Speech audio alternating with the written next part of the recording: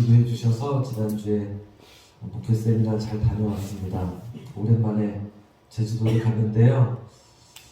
제가 처음 갔을 때보다 많이 변한 것 같습니다. 제가 기억하는 제주도는 시골이었거든요. 오래된 시골이었는데 이번에 가서 보니까 건물들도 많이 생겨나고 카페라든지 박물관이나 또 이렇게 저렇게 가볼 만한 것들이 참 많았습니다. 책이나 인터넷으로 가기 전에 이렇게 조사도 해보고 제주도에서 가야 할 곳이 참 많은 것 같아서 짧은 일정 동안에 이것저것 분주히 돌아다녔습니다. 그 중에서 가장 좋았던 것은 보니까 옛날부터 명소였던 것들, 성산일출봉, 주상절리, 정반폭포 이런 것들이 참 좋았습니다. 보면서 우리 성도들 같이 왔으면 좋겠다 그런 얘기 아내와 많이 했습니다. 하나님 인도하시면 우리가 함께 여행했으면 좋겠다. 계획 같이 한번 세웠으면 좋겠다 그런 마음이 있습니다. 오늘 우리가 베드로전서 말씀을 같이 읽었는데 베드로전서는 독특한 배경이 있습니다. 여러분이 지난주에 꼼꼼하게 읽고 묵상하셨으면 아마도 느끼셨을 텐데 막전엔 찐빵이라고 하는 말이 있죠. 막 그리스도인이 된 사람들, 그분들에게 주는 말씀입니다. 예수님을 영접하고 그리스도인이 되어서 세례를 받는 사람들, 그들에게 주는 말씀입니다. 베드로전서는 물론 모든 성도들에게 주는 말씀이지만 그 배경에는 세례 예식과 관련이 있다라고 말들을 합니다. 그래서 베드로전서 1장 1절과 2절은 인사말이고 3절 말씀이 어떻게 보면 베드로전서의 처음 말씀인데 이 첫 말씀에 이렇게 말하죠. 하나님께서는 그 크신 자비로 우리를 새로 태어나게 하셨습니다. 이게 베드로전서 시작하는 말이거든요. 이것이 전체의 내용을 담고 있다라고도 할 수 있죠. 1장 23절에도 한번 똑같은 말씀을 또 반복하는데 여러분은 다시 태어났습니다 라고 하는 말씀입니다. 그러니까 거듭난 성도들, 예수님을 믿고 예수님 앞에 믿음을 고백하고 세례를 받고자 하는 성도들에게 어떻게 보면 이 말씀은 주시는 그런 말씀입니다.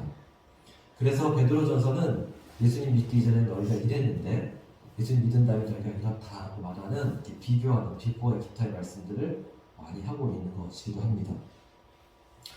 오늘 우리가 읽은 3장 15절과 16절 말씀은 종종 신학교에 처음 간 신학생들에게 주는 말씀이기도 합니다. 제가 한 번 더 읽어보겠습니다.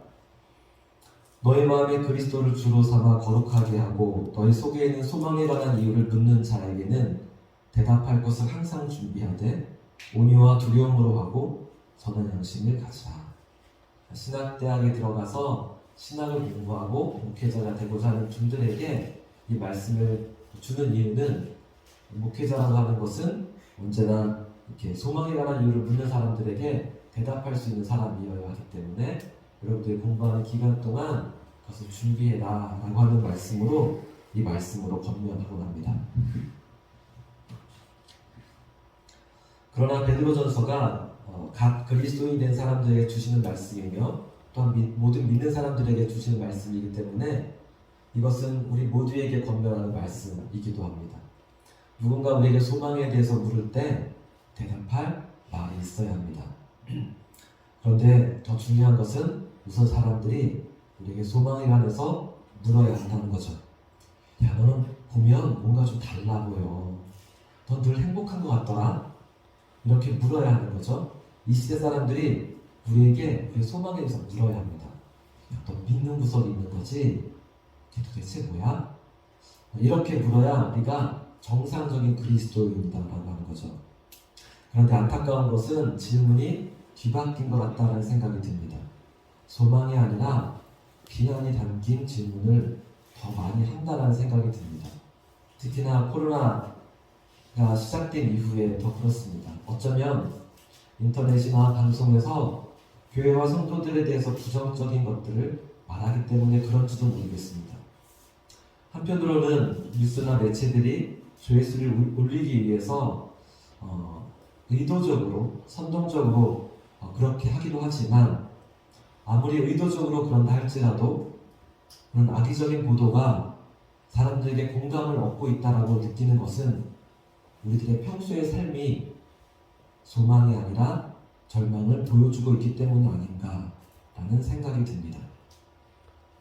이번 목회자 세미나에서 목사님들과 사모님들이 이렇게 나누어서 세미나를 진행했습니다. 목사님들은 몇 가지 주제를 가지고 토론하는 시간을 가졌는데 제가 선택한 소그룹은 전도와 선교에 관한 소그룹이었습니다. 코로나 이후에 교회들마다 어려움이 많습니다. 그럼에도 불구하고 어떻게 하면 복음을 전하고 선교할 것인가 목사님들이 고민하며 함께 오랜 동안 같이 이야기를 했습니다. 성복교회 목사님은 위드 코로나로 전환된 이후에 노방전도를 다시 시작했다라고 하셨습니다. 매주마다 열심히 있는 권사님들이 중전역 1번 출구에 나가서 손소독제를 나눠주면서 꼭 성복교에 나오지 않더라도 예수님 믿으세요 라고 복음을 전하고 있다 했습니다. 코로나 이전보다는 사람들의 반응이 더 어려운 것 같긴 합니다. 그런데도 복음을 전하기 시작했다라고 하는 이야기만으로도 많은 분들이 격려가 되고 그랬습니다. 대광교회는 코로나와 상관없이 효과적인 전도 방법을 가지고 있는데 그것은 아파트 단지에 이사 오는 분들 늘 살피다가 누군가 이사 올 때 그분들에게 전도하는데 그 전도는 항상 결과가 있다라는 이야기를 해주었습니다. 코로나와 상관없이 사람들은 이사를 다니고 그리고 이사하는 때는 사람들을 만나기도 쉽고 그리고 항상 그렇게 교회를 소개할 때에는 효과가 좋았다라는 이야기를 들으면서 우리 교회도 해야겠다라는 생각도 가졌습니다. 그러면서 올해는 우리 교회도 달력을 만들어서 여러분들에게 하나씩 나눠도 드리고 남은 것을 가지고 있다가 이사하는 분들에게 나누어 줘도 좋겠다라는 생각을 했습니다. 그러나 저는 좀 더 본질적으로 그런 생각이 들었습니다. 오늘 말씀처럼 믿음의 사람들이 과연 긍정적인 물음을 주고 있을까? 믿음의 사람들이 세상 가운데 어떻게 살아가고 있을까? 사실 목사님들은 교회 안에서 성도들을 보기 때문에 잘 모를 수도 있습니다. 그러나 믿음의 사람들이 세상 가운데 정말 빛이고 소금의 삶을 살고 있을까? 이번 목회 세미나는 가정별로 여행을 하다가 세미나 시간에만 이렇게 같이 모였습니다. 코로나 때문에 그렇게 진행을 했는데 세미나에 참석하기 전에 저희 가정도 저녁 식사를 하러 식당을 찾았습니다. 간단하게 먹고 그리고 그러려고 저렴해 보이는 메뉴가 있는 이렇게 식당을 두리번거리다 한 곳에 들어갔는데 들어가서 보니까 생각보다 싸지 않았습니다. 나올까를 생각하는 찰나에 이미 우리가 앉기도 전에 물컵을 다 놓으시는 바람에 우리가 그냥 그 자리에 앉아야 했습니다. 앉아서 한참 동안 메뉴를 보았습니다. 가격은 되게 비싸고 맛은 없을 것 같고 그랬더니 주방에 있는 아주머니가 나오셔서 저희 아내에게 메뉴를 일일이 소개하면서 가장 저렴한 메뉴 2개와 비교적 그래도 비싼 메뉴 성게 비빔밥이었나? 이렇게 시켰습니다. 자리에 앉았는데 락스 냄새가 너무 많이 나는 겁니다. 이런 상황에서 밥을 먹을 수 있을까 싶을 정도로 락스 냄새가 너무 많이 나는 겁니다. 역시나 밥이 나왔지만 너무 맛이 없었습니다. 점심에 먹은 밥과 너무 비교가 되는 겁니다. 점심에는 10,000원짜리 밥을 먹었는데 훨씬 더 풍성하고 맛있고 그랬는데 이 가게는 가격도 훨씬 비싸고 맛도 없고 성게 비빔밥에는 성게알 조금이랑 대부분 야채였는데 거기에 모래와 돌도 이렇게 나오고 위생에도 뭔가 문제가 있는 그런데 그곳에는 교회를 다니는 성구와 교회가 적혀있는 그런 곳이었습니다.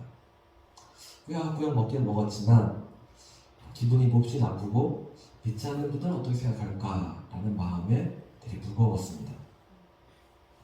세상 사람들이 믿음의 사람들을 보면서 우리들의 소망이 궁금해야 되는데 오히려 우리가 너무 많은 실망을 주고 있는 것은 아닐까.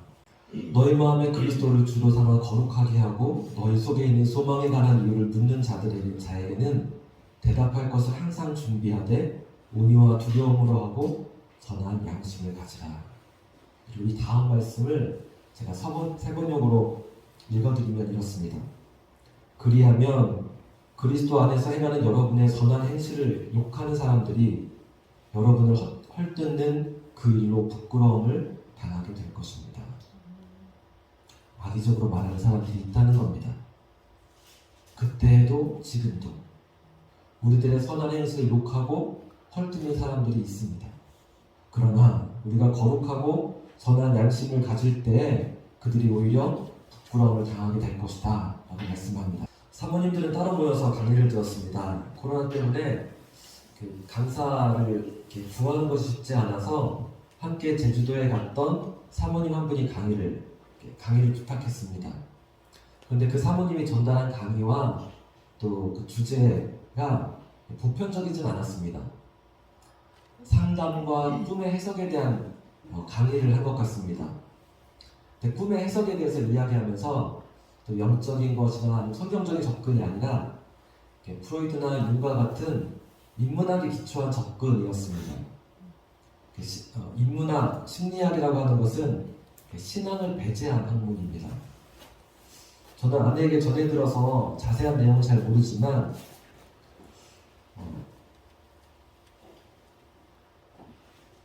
제가 대학원에서 그래도 상담을 전공했기 때문에 대충 어떤 것들은 이야기했겠다.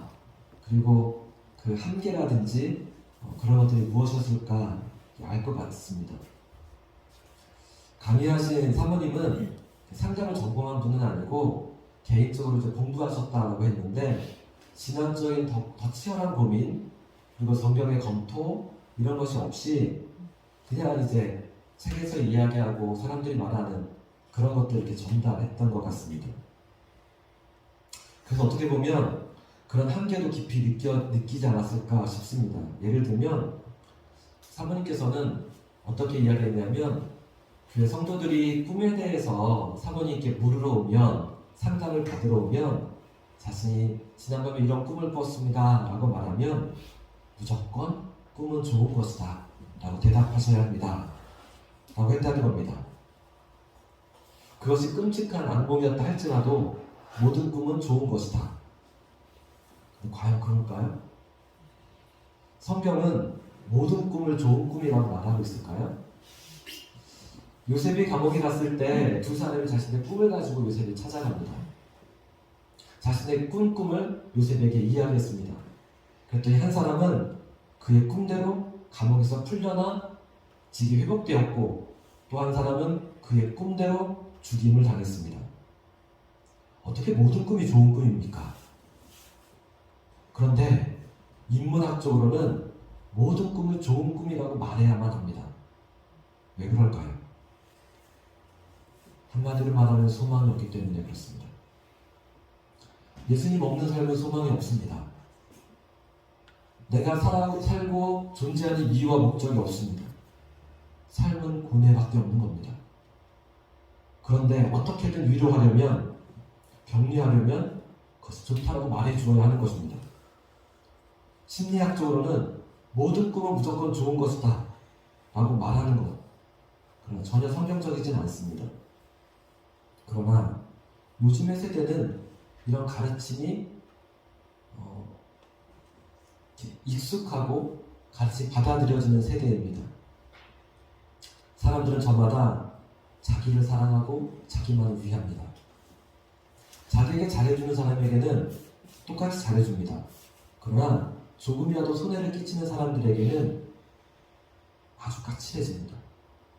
그 사람이 맞았나 싶을 정도로 자기가 약간의 손해를 보거나 피해를 보면 똑같이 되돌려 주려고 하고 똑같이 까칠하게 하고 그렇게 사람이 돌변합니다. 나를 위한 소비는 아끼지 않습니다. 그러나 자기를 위해서는 자녀들도 낳지 않으려고 합니다. 그러나 믿음의 사람들은 다릅니다. 영원한 소망이 있기 때문에 현재의 어려움과 고난도 넉넉히 이기고 견뎌냅니다. 우리는 하나님 나라를 바라보는 소망이 있기 때문에 그 소망이 사람들의 감동을 주고 궁금하게 만들고 그래서 사람들에게 물어야 합니다. 야, 너는 뭔가 좀 다른 것 같아. 내가 말하는 영원한 나라는 어떤 거야? 예수님이 너의 삶을 어떻게 변화시키신 거야? 라고 물을 때 우리가 믿음의 삶을 살아가고 있는 것입니다. 오늘은 대강절입니다. 예수님의 나심을 기다리는 소망의 절기입니다.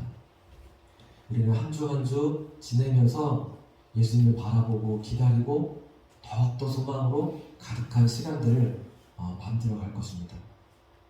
우리의 소망이 무엇인지 더 분명해지고 그 소망의 이유를 말할 수 있는 저희 모두가 되기를 원합니다. 같이 기도하시겠습니다.